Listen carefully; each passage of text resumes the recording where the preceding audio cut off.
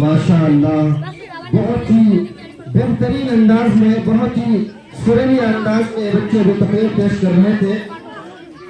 और आप लोग इस बच्चे को दुआओं से नवाजिए, हर बच्चे को दुआओं से नवाजिए।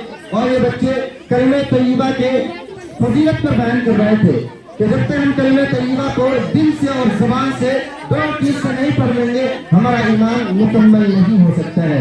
बहरहाल मैं ज्यादा तफसील में न जाकर अब मैं इसके बाद तकरीर पेश करने के लिए शमा परवीन को दावत देता हूँ। इसके बाद आकिफा परवीन तैयार है।